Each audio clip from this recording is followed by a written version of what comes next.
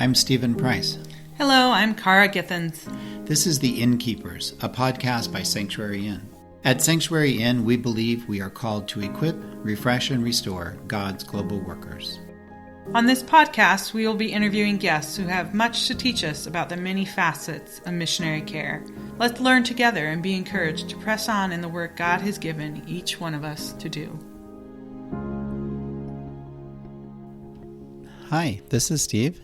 Hello, this is Cara. And we'd like to welcome you to another episode of the Innkeepers podcast.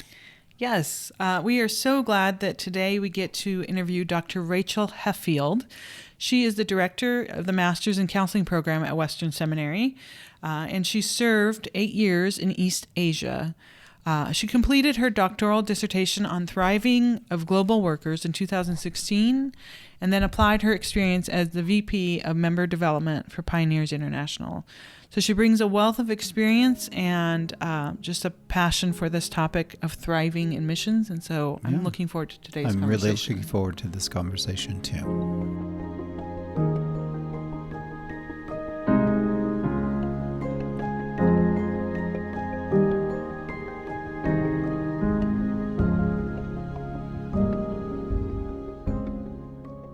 Today, we are delighted to have Dr. Rachel Heffield with us.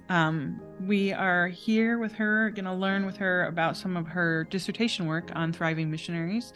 So, Rachel, welcome to the show, and we're so glad to have you. Thank you. Glad to be here. So let's start out with our first question, and we'd love to hear a little bit about your own journey in the world of missions and how you came to study and learn about this whole area of thriving missionaries.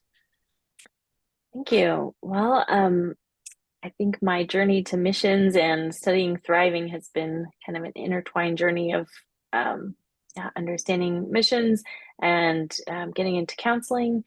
I grew up around missions and missionaries. I was a preacher's kid. Some of the significant times of growth in my personal walk with God came from hearing from missionaries, both about the personal nature of God and his listening to our prayers, and the majestic and powerful nature of God, bringing people from every nation to himself, sometimes in very miraculous ways. And so my own getting to know God came in part through testimony of missionaries and seeing their passion for the lost, not just as like a duty or something that they should do, but their personal engagement with God. I think part of my personality is also to have a curiosity and an interest in other cultures, getting to know people's stories, seeing desire to see all people come to know Christ.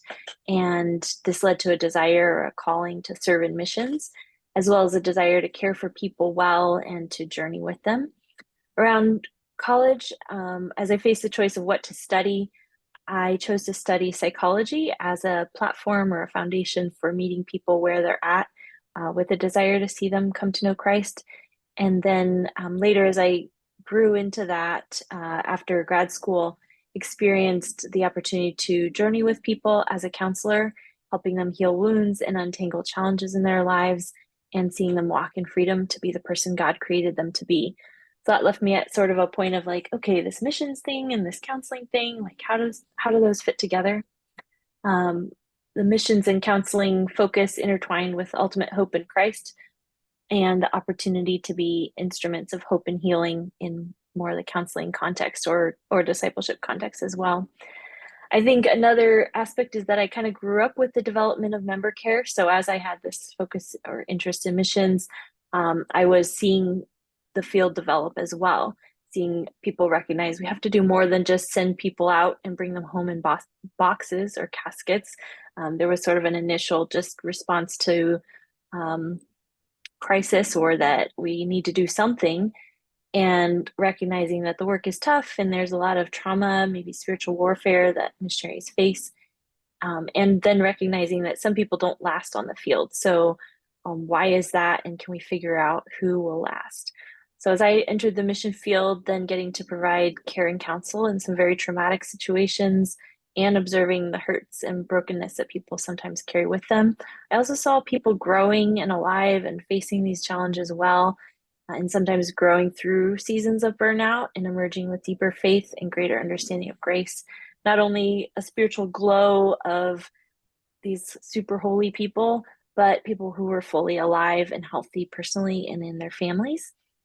In my own experience, experiencing seasons of struggle versus seasons of thriving, recognizing that hard seasons were also sometimes very fruitful seasons, and going through times of personal loss and difficulty, but being in a team context that was safe and vulnerable, where I was known, and knowing that I was doing meaningful work also led to thriving and fruitfulness.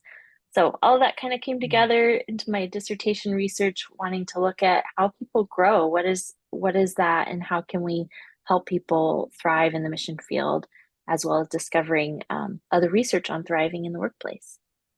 There's so much there. Thank you. Yeah, That's like, wow. are you trying to put a lot of Yeah, pieces together? no, you did an amazing job. Thanks. We know that missionaries struggle, right? You move overseas, you're learning a new language, you're trying to live cross-culturally, you're trying to figure out up and down and how to talk better than a 2-year-old and whatever. So just talk about cultural stress and adjustments versus thriving, and can you make some distinctions there for us? Sure. Well, one of the things that stood out to me, particularly as I started to do the dissertation research and that I could recognize in my own work, is that stress is not static. So some of the writing in missionary work states rightly the challenges that are faced in moving overseas and returning to feeling like a 2-year-old in terms of competence in life and language, navigating bureaucracies in a different culture, and everything that seemed to work for you doesn't work so much. But the very things that make life stressful can be opportunities for growth as you learn language and you have success and you feel like you have this new set of tools that even you didn't have at home and your friends don't have at home. As you learn to navigate the cultural nuances, learn to drive, all of that. And that can even bring a sense of kind of pride, a sense of accomplishment. And yeah, so just realizing that the stress is not static. A lot of what we, and the other research in the field of stress says like what our expectations are, how we perceive it, whether we perceive something as a threat to our well-being or our identity, those greatly affect how we experience stress and whether the ultimate outcome is negative or could even be positive. So how we view stress affects the outcome of that stress in our life. Is that kind of what you're touching on? How we view stress, or how we view those particular elements that can be very stressful. Okay. One distinction, or one story of a distinction of how something was experienced is that bartering is really common in other countries, right? And for some people, and especially initially experiencing it, it can feel very burdensome, especially if you need to get your basic things. I was going to say bartering is less common with groceries, but that's probably not completely true. But for one friend, it felt like, oh man, I am causing a great crisis if I barter. But if I don't, then I feel like I'm being taken advantage of. Or every time I turn around, I feel like someone is just out to cheat me. And that personally feels like you feel like the bad guy, or you feel like you're being harmed. But when you learn about it, or from my experience, learning to like build the relationship, practice your communication, it ended up leading to a more positive feeling about the experience, that I learned how to set my expectations and could see it as positive. So that would be one exchange where you can see a positive way to navigate it. So your friend's perception of it was that it was stressful and it was creating more harm to herself, or whereas you were like, no, this is an opportunity to learn, and how that kind of creates a whole different approach to the same experience. Yeah. Keeping a positive attitude, building a relationship, practicing, and kind of acknowledging some of my weakness or blunders as a foreigner, rather than operating out of the sense that, man, I'm a target as a foreigner, I'm going to be taken advantage of, and sort of having a negative expectation going into it. Yeah. So if a family's in the midst, say husband and wife are in the midst of some language learning and stuff, and rather than being critical of, oh, of all the things I don't know, I guess maybe focus on the things that you have learned, and you've gone from not knowing a single word to at least being able to go to the post office, buy a stamp, or go to the bakery and buy some bread. And in our experiences, I think of things like buying train tickets and bus tickets and things like that, where you actually learn to do it on your own. And, Yes. it's like, oh, okay, well, I've learned that much, so that's something. And I guess rather than learning, well, I haven't learned all my cases and declensions and everything, but I can get a few things done. So, Oh, yeah. The measure cannot be where my level of competence in my own language, or in my home culture, but, where have I grown? Where am I succeeding? What new things am I learning? Mm-hmm. For me, Yeah. when I could say go right, go left to a taxi, yeah. that was huge, like, because I could get mostly where I wanted to go. And then later, when I could say, I want you to take this road, not that road, that was huge. Yeah.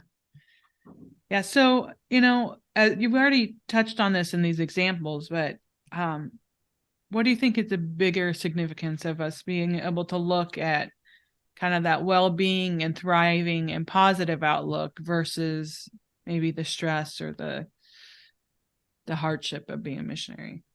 Mhm. I think looking at the stress and the hardship, there's a right amount of empathy and care and great things that have been done in member care. But the significance of looking at well-being and thriving is, hopefully we do have a more positive outcome. And I think more importantly, it reflects the God that we serve and his character, his design and care for people. As I looked at thriving and how missionaries experience it, I feel like each of these things in large part reflect the uniqueness with which God's created us and functioning according to that. We sometimes carry a lot of sense of or duty or obligation, or that God's work or that serving must be hard, and no doubt there are challenges, but I think intertwining these things with believing God has created us and he's designed us with unique gifts for serving the body, for being lights in the world. These are a reflection of who he is and the message we carry, as well as they're not just the formula for greater numbers or success in that way, but they reinforce the message that we take.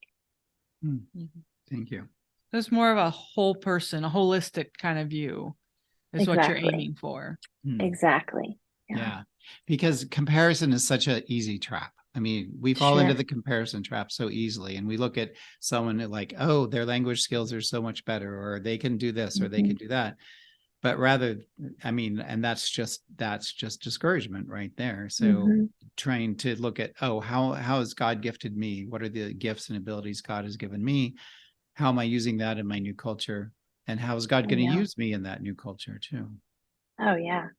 And that, particularly in a missions team, that's such a gift to each team member, is to know that, like, God just made the body with different gifts, and the same on the mission field.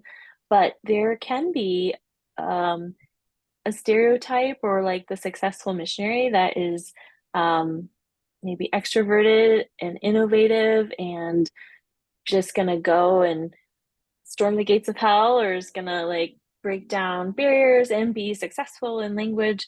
But there are certain giftings that maybe aren't always as recognized on the mission field, or I had some friends that are really great organizers and administrators, but they're not as much the visionary, extroverted, going out and building a church by themselves. And yet it was a huge blessing when we had them on our team or in our organization working together. And that allows everyone to thrive better. Wow. Okay. Yeah. So in some of your dissertation work, you laid out 9 themes. that are present in the lives of thriving missionaries. Can you outline what those 9 themes are for us? Sure. So the first 3 are basically the experience of thriving. And so I asked missionaries, like, what do you think it looks like when you're thriving? And just use that term generally, try to give them a simple question. And they all said similar things. And a very interesting thing is that those elements basically match what other research has said on thriving, specifically thriving in the workplace. So they talked about vitality.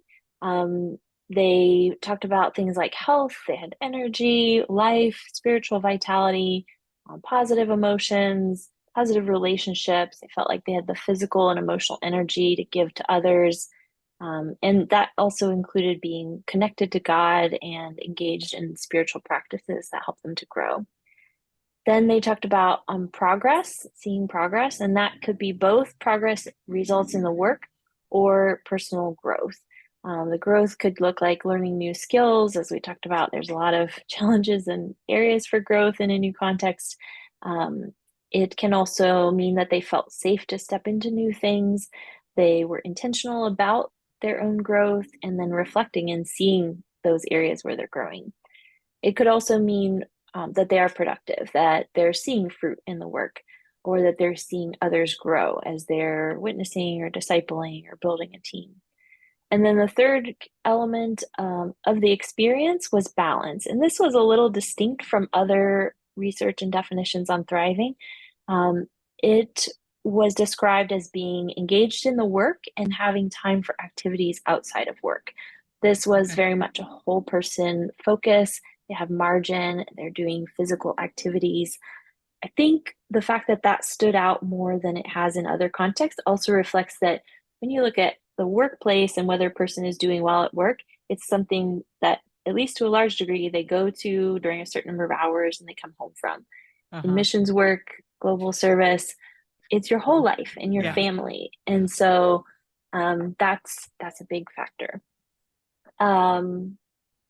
Other research on expatriate work also carries some similar themes. So then the facilitators were working according to your design, expressing your natural gifts and talents, preferences, both in your job role and lifestyle. So that means job fit, that you're able to use your gifts, you're able to work in a way that that suits you.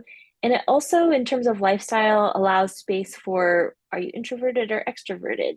Do you need to get outside and do activity? Do you have time with your family? Things like that. And then the 4th is job fit. You were just describing. The 4th is design. Yeah. Design. That's your category.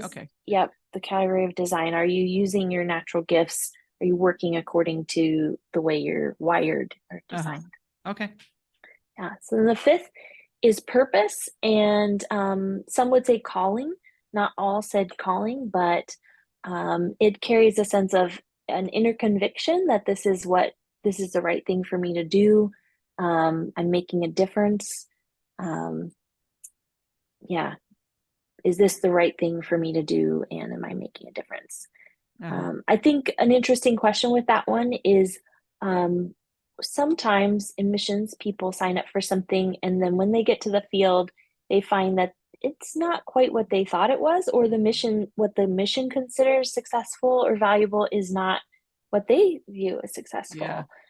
And so that can lead to a lot of tension if they feel like, well, what I'm here for either doesn't work in this context, or what's validated and appreciated by either the organization or sometimes the church is not what I think is important or valuable. So clarity of the individual's sense of calling or purpose, and the organization's sense of purpose and measure of success is important. So that's number 5. An alignment of those two is vital for that thriving piece. Yes. And some people have a very, clear. Some people have a pretty broad sense, like I am serving God overseas. I'm serving the Great Commission. I'm going to be a light wherever that is. And others have a pretty specific sense of purpose. I want to minister to orphans and widows, or I want to see a church planted, and this is the measure of success. Uh-huh. And that could evolve over time for an individual, maybe when they see realities, but certainly that kind of inner conviction that this is the right thing for me to do. I'm called here. That tended to be a big factor for people. The sixth, I call perspective. I view it, or I would describe it as a mental filter, the way in which people viewed the world and the work and challenges, especially how they face challenges. And I kind of broke that into two pieces, or there were two angles that came out regarding that. And that was the God factor, a person's how they work out their faith, their trust, their faith, their identity, security in God. That was kind of what grounds them and what colors how they see the world and especially challenges. And there was a really common pattern, and that was being proactive. So intentional in their choices, engaging, coping well with issues. So as we talked about, there are challenges on the field, but healthy, thriving perspective faces those intentionally, whether it's resolving a conflict with a teammate or appreciating the good things in a new context, which can carry a lot of challenges or disappointments or things like that. But being proactive in engaging with good things, and not just in the work, but in how they approach life as well. The seventh thing is autonomy or empowerment, and that's the ability to make changes when necessary. It sometimes includes making a shift in the job role, moving at times if the situation is not good, the ability to obtain resources that could be support, could be further learning. Often this intersects with the organizational culture, which also could mean a local, like the local team or a partner organization. The ability to be heard and make changes. It's asking the question, who are you and what is the best that you can be? So having freedom in the way the work is done. Okay. Then relationships were the eighth theme, or eighth facilitator. Well, of the facilitators, it's the fifth, I think. And this was the strongest theme. So almost everybody talked about the importance of having healthy relationships, importance of safety, being able to be open and vulnerable, to be known and to be seen as a whole person, not just someone doing a task. And then it carried some certain elements. Is there a sense of community and belonging? This could be with a team, it could be building friends on the field, and it can be with the local culture as well. But having a sense of community, having supportive relationships, people who are there for you, and then having partnerships and co-laborers, people who carry the load, who understand the mission and are in it with you. And then the ninth theme, which it relates to both relationships and maybe even more so one of the elements of experience of thriving, and that's family well-being. So are the relationships in the family healthy? That's part of it as far as a facilitator. But in terms of the experience, is the spouse thriving? Are the children's needs met? That's a big part of experience. For sure. Yeah. Yeah, So those are that's the 9. helpful categories that help you you can almost take those also as a grid of an assessment grid in some ways. How am I Yes. doing in all these areas? Yes. Yeah. Yeah, that makes me want to put together a little tool of some sort. Yeah. Yeah. I've got a couple for Have you. done? Yeah. Oh, great. Well, good. Yeah. That sounds like actually that thesis sounds like it was probably a lot of fun to write. It was. And pretty fulfilling. So when missionaries look at these things, it's like, okay, well, I know I need these things, I need to build community. How's my team? And so what kind of tools do you have for missionaries to kind of evaluate or cultivate these things in their own lives or in their teams? Yeah, I think considering them like a grid or building blocks is helpful, and things to invest in the area of like the first one of design. regularly reflecting and saying, okay, are there tools that I need to do this better? Are there shifts that I need to make so that I'm using my gifting and someone else is using their gifting more, that we don't all have to be good at the same things? Is there support I need from other people? Being willing to reflect, and sometimes resources can be in short supply, opportunity can be in short supply, but is there more training needed in order to be better equipped in a particular area? Um, I think asking God for clarity and perspective is helpful. That theme of perspective was important. And so if we only focused on the like, okay, what's not going right, or um, what do I, if we looked at that theme of purpose and we're like, oh, I think we should be doing this, and my colleague or my organization thinks we should be doing that, can we ask God to give clarity for that, and to either refine our sense of purpose, or make clear if there needs to be a shift in alignment or something like that. And yeah, continue growing and developing. Are there more tools that you need to fill your role? In terms of relationships, that varies so widely on the field, right? Like what our Yeah. relational context is. Some people have a really robust team and clearly defined leadership and regular meetings, and others are like so remote from kind of anybody. And isolated. Some people are very isolated, Yeah. and Isolated. Mm-hmm. and it begins to affect the marriage and the kids and the Oh everything yeah. when that isolation sets in. Yeah, for sure. Mhm. So I think in situations like that, kind of saying, one, how much is personal or internal, because there's certainly at times I can just do this on my own. God's called me, God's enough, I can just do this. And I would say God's made us for relationships. And so sometimes those connections with people at home or in other countries, there might be ways to build or maintain those relationships, but the ability to share our burdens and share our excitement and vision for the work is important. So I guess thinking creatively about how those relationships might be built is helpful. Another piece of that, particularly when there's isolation, is like who can challenge us, or who can speak into things, or who can we admit mistakes and struggles to, that we feel safe to do that with. um, those would be questions, again, to kind of use it as a grid and say, okay, well, what's missing, and or is anything missing, and how can I pursue that? And then, are there personal expectations or barriers that are keeping me from that, or are there situational things that I might be able to um, invest in or look for in a creative way? Yeah. As you're talking about this, I hear some of the things might be internal things that we need to evaluate. Are we creating expectations or demands on ourselves, or is it external, or are there external pressures or expectations or relationships that need to be intentionally cared for or pursued?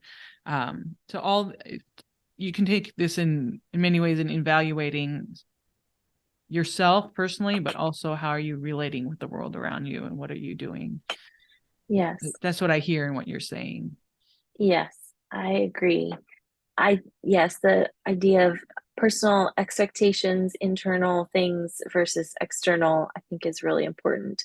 Um, what you were just saying reminded me of some previous research. There's some research on women on the mission field, and whether they felt satisfied in their role or not, particularly in different cultures. Like for some, life on the mission field means like they're going to just serve in their home. They might only entertain women in their home, and their primary role being a homemaker, while the husband is out doing the more visible work in some ways. And that could be very frustrating, or it could be very fulfilling. And it really depended a lot on expectations and maybe gifting. That there's not necessarily one is better than the other, but being honest about expectations, personality, desires, and then that in terms of like the aspect of relationship and family health, the communication about that, like is this what we expect our roles to be? Is this, or do we feel like we're partnering together in this? Uh, if the wife is at home primarily serving in that context, does she feel cared for as well? And is there communication about concerns there?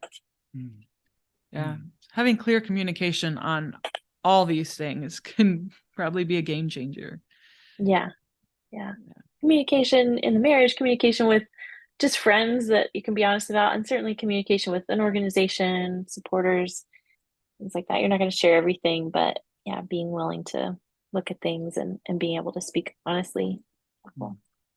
I'm guessing somewhere in your research you ran into or dealt with the issues of someone in a team setting that felt like they needed something, needed to grow, needed a challenge or something, but there was some leadership that's like, no, this is fine, everything's good, we're not going anywhere, this is the way it is, and this we're gonna. So how do you address someone that wants to maybe explore or push a little further, but they're in a team setting where it's like, no, this is just the way it is? I'm thinking through a couple different scenarios, because one of my participants, interviewees, had a similar situation, but it was not so much to the team, but the organization said, it's the way we operate. And the individual said, like, hey, in this context, I think our mission as an organization would be fulfilled, and we would be more fruitful for the gospel if we did it in this way. And the organization said, no, that's not the way we do it. Kind of like you're saying. So a little different than the team dynamic, but this individual was mature. I don't remember at what point they had entered the field, but here's like someone voicing, I'd like to do something a little different. I'd like a little autonomy.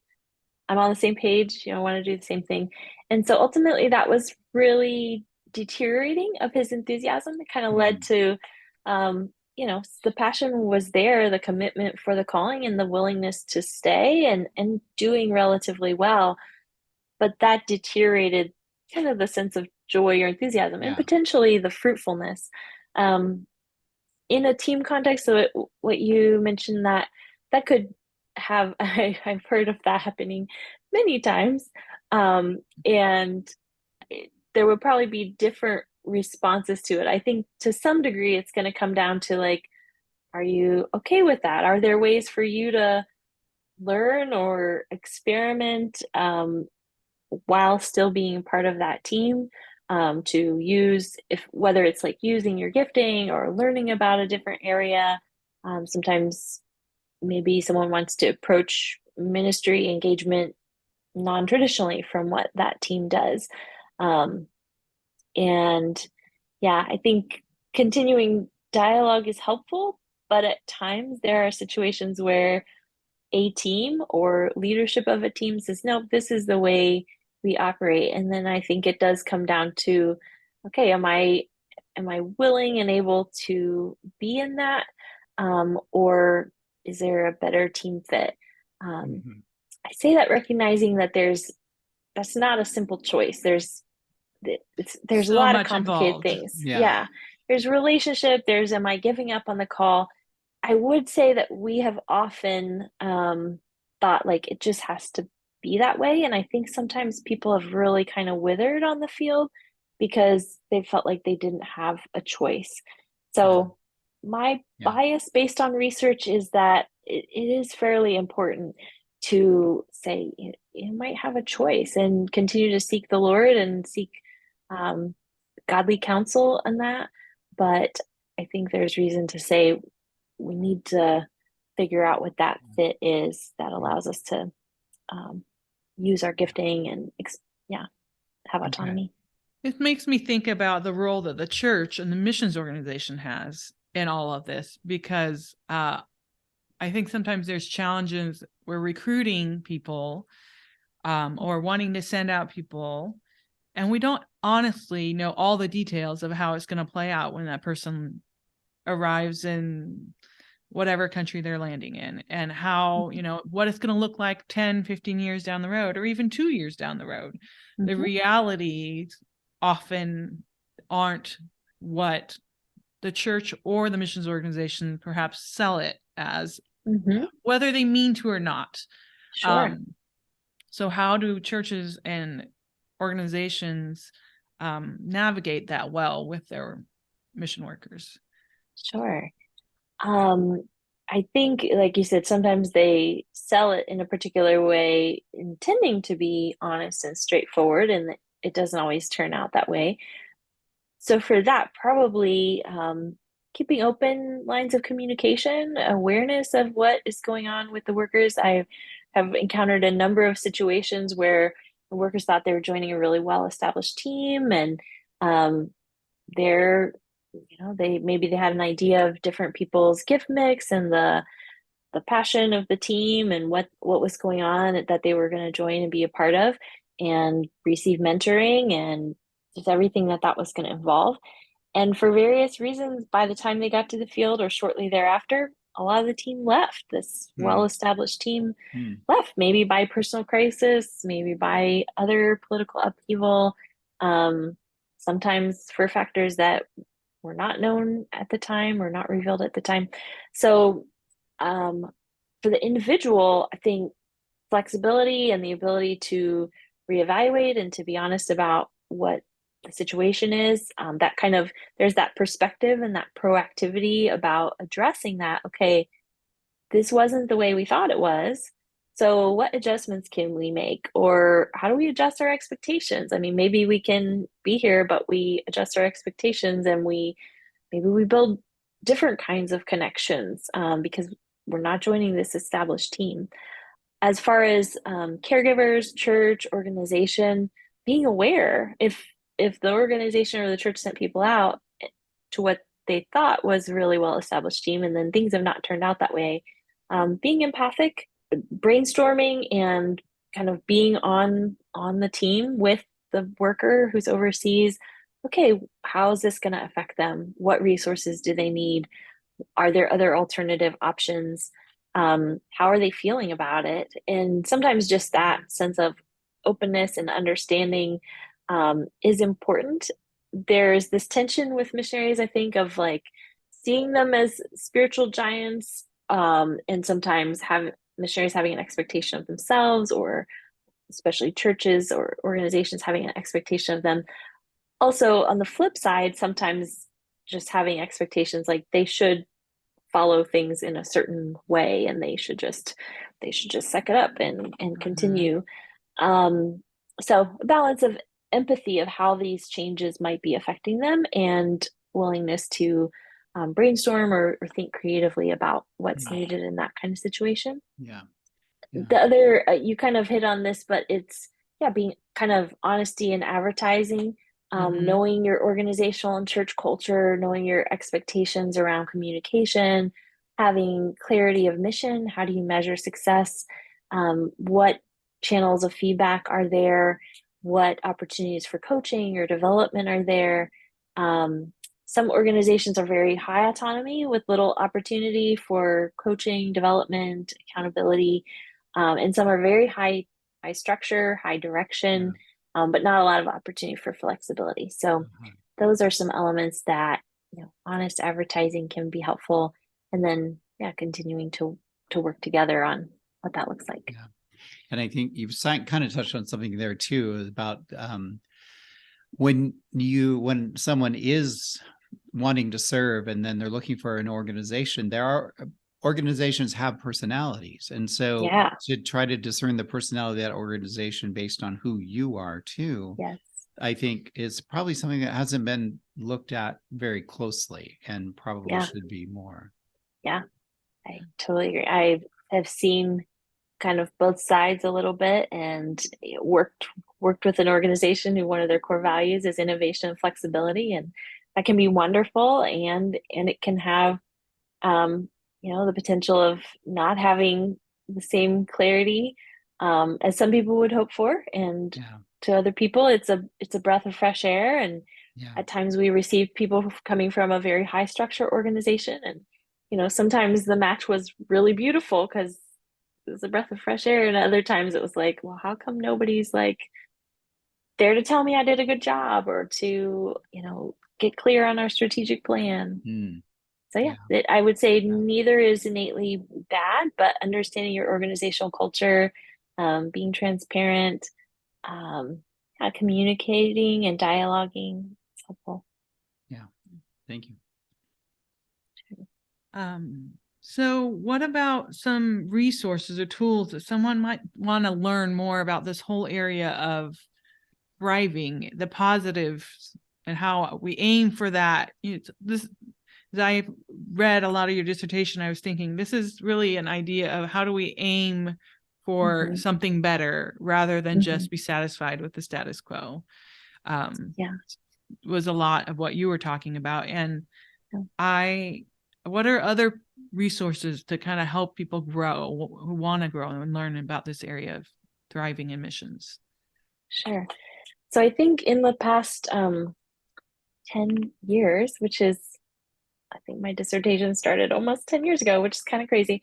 But at that time, thriving was in the missionary literature. Actually, the Dodds wrote an article in 1997 called Caring for People in Missions, Just Surviving or Thriving. And I kind of had read it a long time ago and went back to it, but it wasn't really a term that was used a lot. And it was also just kind of beginning to be used in other literature. And now, like, I feel like everything is about thriving and thriving missionaries. And when I started to interview people, some people said, yeah, we talk about wanting people to thrive, but we don't really understand it.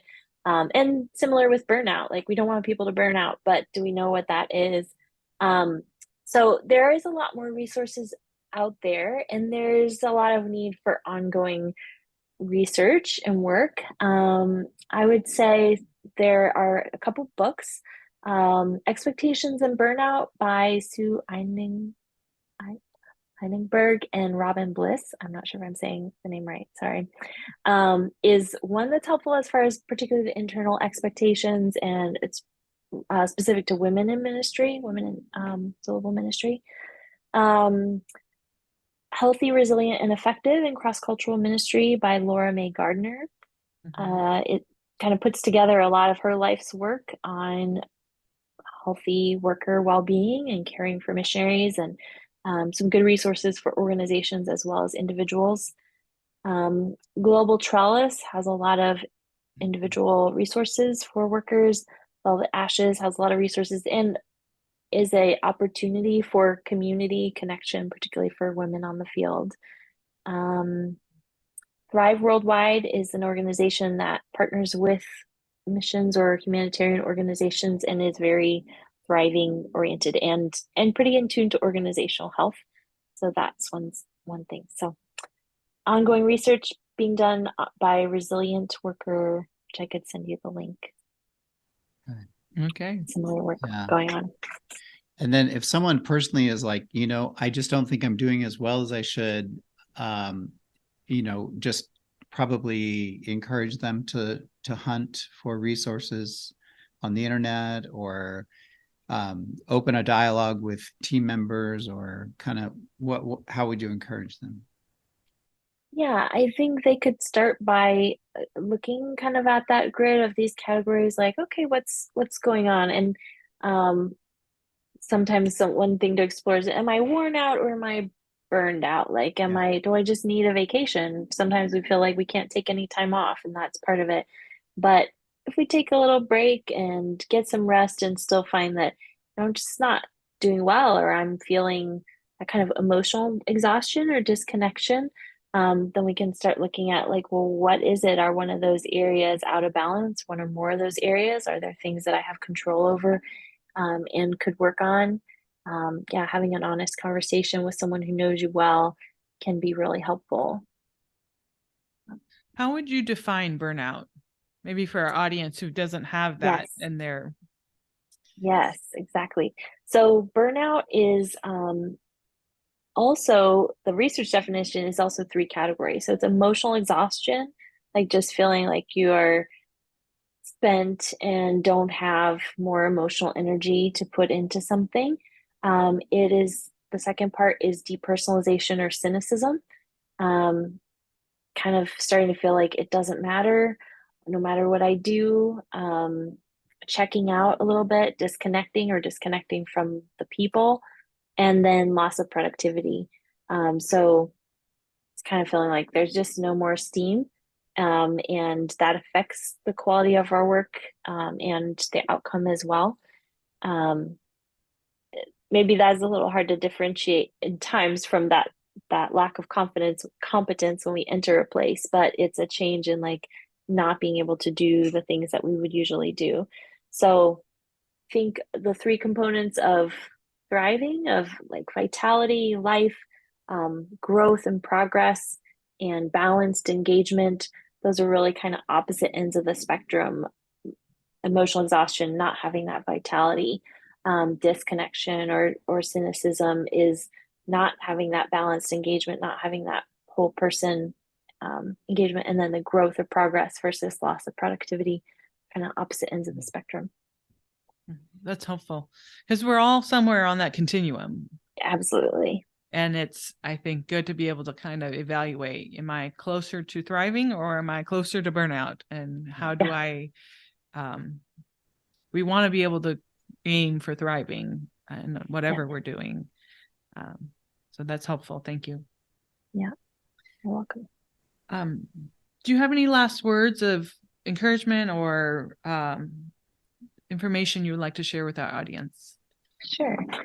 I think I would say missions is not a vacation or just a fun adventure, but there is great delight and great joy in serving God at home and abroad.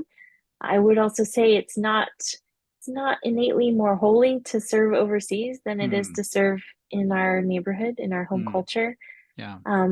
The disruption of familiarity and stability and perceived control that occurs when we move to a new culture can really be a catalyst for growth. It can be a catalyst for reorienting ourselves and recognizing the role that God plays, the stability that we have in Him, and of being a part of His purpose. We don't need to go overseas to have that, but the removal of other things that are familiar can certainly push us deeper into recognizing that in our lives.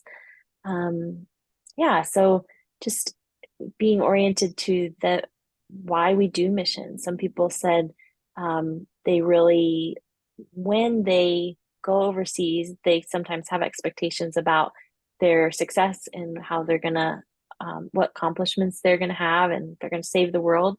And I think those that thrive really come back to an importance on seeing how big God is and seeing His work and being part of that. And sometimes that leads to productivity and fruitfulness, but sometimes the growth that occurs is also a lot more in our own lives. And then I think the fruit of that is also a more genuine testimony to who He is. And the last thing that was part of my initial driver, but that I would leave as encouragement, is John 10:10 says, "The thief comes to kill and destroy, and I have come that they may have life and have it abundantly." And so I think that is the work that God is doing in us, that there is an enemy that wants to, one, destroy God's work and also cause destruction in our lives. But God has brought us life, an abundant life. And so that we would both be feeding on Him and seeking not to live an easy life, but to live one that is filled up with Him and reflects that in the world. Well, thank you. Thank you so much for your time. And this is a great conversation. You're welcome. Thank you. Glad to be a part of it.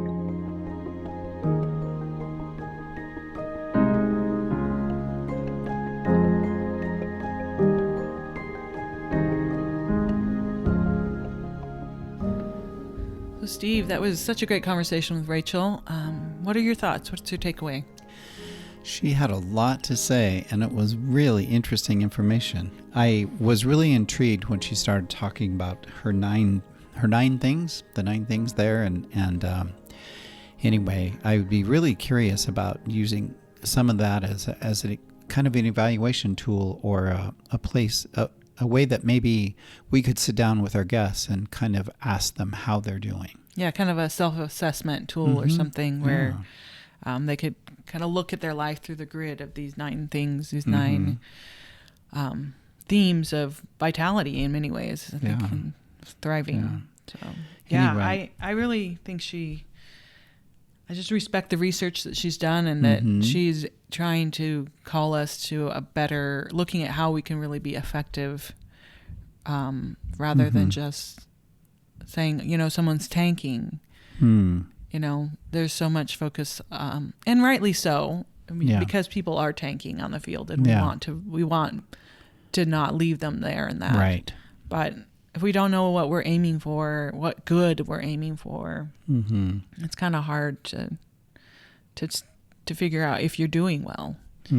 So I think it's really good to have some categories to help us think through what does it look like if you're doing well. And it can be very affirming, I think, if someone says, oh, this is going well, this is going well, and maybe I need to work on this one. Yeah. I appreciated a statement she said a couple different times where she said, our experiences, rather than being negative about them, look at them as a catalyst for growth. How is this, how am I growing as a person? And looking back on our life experiences and missionary experiences, God used those in a lot of ways in our own lives as a catalyst for growth. Yeah. Well, I hope that this has been a good conversation for you as you've listened, and you can always leave us a comment and let us know what you think, and we just hope that you are blessed and encouraged by today's conversation. Thanks for listening. Thank you for joining us for the Innkeepers podcast. Our mission at Sanctuary Inn is to equip, refresh, and restore God's global workers. We hope today's podcast was an encouragement to you, or maybe the podcast you heard today, you've been prompted to pass this along to someone you know that could benefit from today's conversation. Creating a podcast is a team effort. Cara and I prepare and do the interviews, and we're grateful for the time that our guests give us out of their busy lives to help us learn more about missionary care. We want to thank Tim Downing for the music he wrote and performed for the Innkeepers podcast. Tim is a very talented musician, and you can find out more about Tim at downingkeys.com. Our podcast is edited by Javier Bolanos, and our website and show notes are prepared by Micah Githens, my amazing husband. You can visit the Sanctuary Inn website to see more of Micah's great work at sanctuaryinn.org. Thank you for joining us on our journey to learn more about missionary care.